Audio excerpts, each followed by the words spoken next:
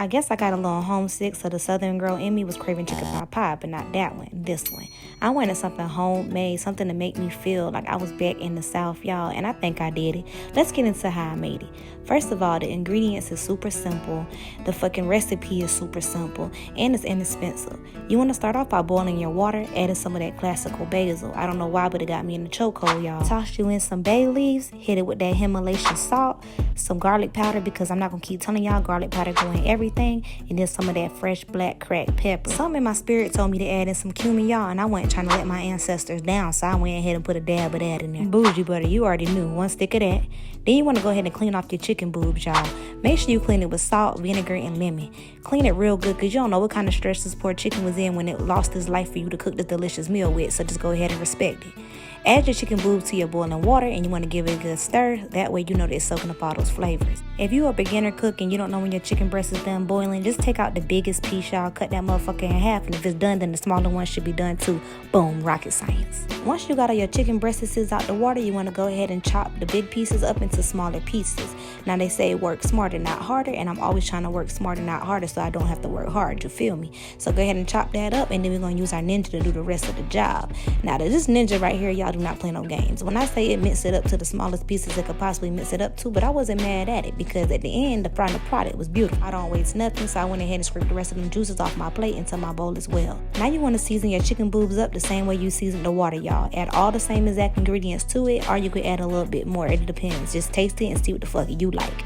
Once you mix it all together and it's well and seasoned, it's time to add in your veggies. Whole kernel corn, open it and drain the juices.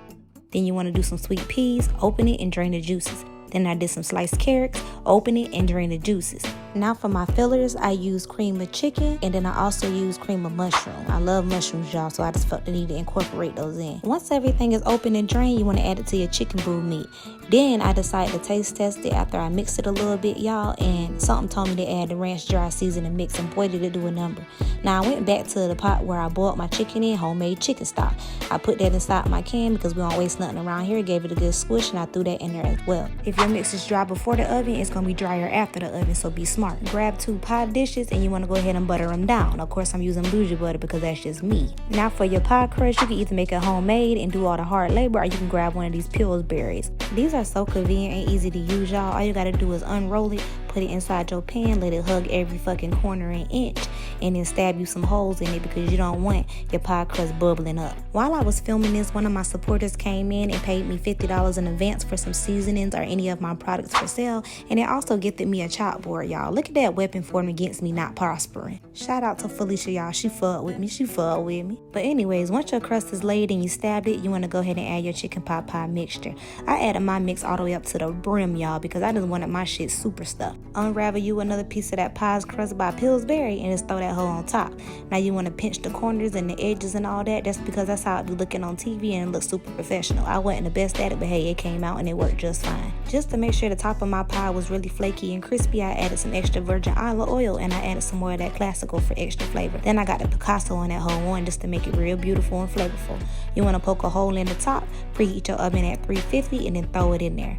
It took about an hour for my pies to bake, and then I threw it on broil for about 3 to 4 minutes once they was done. While that is baking, y'all, let's go ahead and chitty chat. If you haven't already, please make sure you click the link inside my bio and then click on 3P's Cuisines, y'all, because all my most viral dishes are on my website for you to order from my kitchen to yours. Talking meals cooked by me, delivered to your doorstep, and only thing you gotta do, y'all, is reheat and eat. It's going to have simple, easy to follow instructions inside the packaging to show you guys how to properly reheat everything. So make sure you click on that.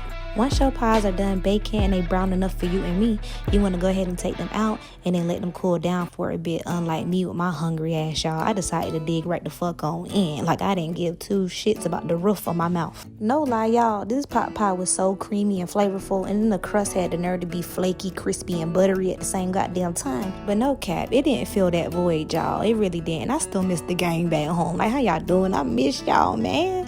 But anyways, it did fill my stomach, and I was happy as shit, and I was so full after eating half the damn pie from my depression that I was too sleepy to even worry about it at that point. So make sure you're gonna make this recipe, y'all.